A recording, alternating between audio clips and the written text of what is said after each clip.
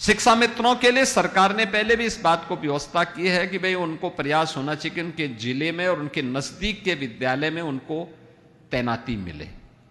जो महिलाएं, खासतौर पर जो बेटियां शादीशुदा हैं, अपने मायका के में पहले भर्ती हुई थी, बाद में वो ससुराल में चली गई, उनका ब्याह हो गया, तो उनको नजदीक का कोई विद्यालय उनको मिले या म्यूचुअल ट्रांसफर की व्यवस्था भी उनको होनी चाहिए। तत्काल उसमें निर्णय करके हमें उस समस्या का समाधान का रास्ता भी निकाल देना चाहिए।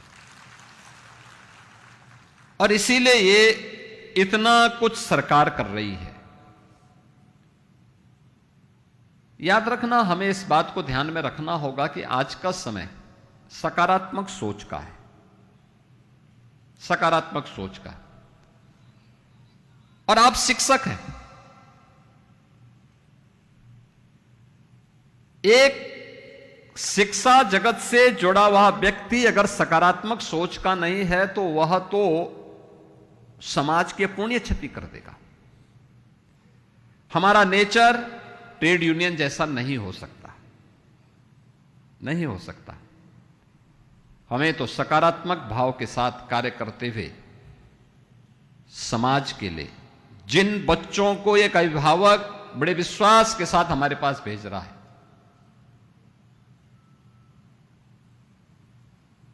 उन बच्चों के भविष्य को बनाने की जिम्मेदारी आपकी पर है।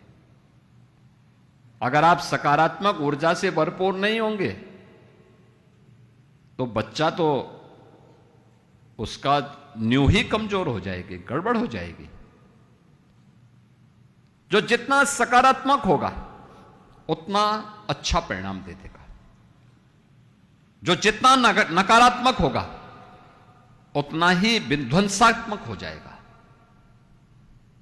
समाज के लिए, देश के लिए खतरनाक होगा। जब प्रधानमंत्री मोदी जी के नेतृत्व में हम नए भारत का दर्शन कर रहे हैं, कितनी मजबूती के साथ देश आगे बढ़ रहा है। हर एक क्षेत्र में भारत ने प्रगति के नित नए प्रतिमान स्थापित किए हैं।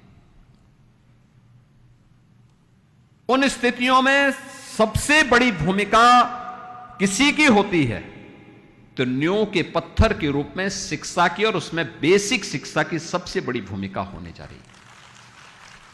जितनी मजबूत नींव आप खड़ा करेंगे उतना ही सशक्त भवन उसमें बनेगा।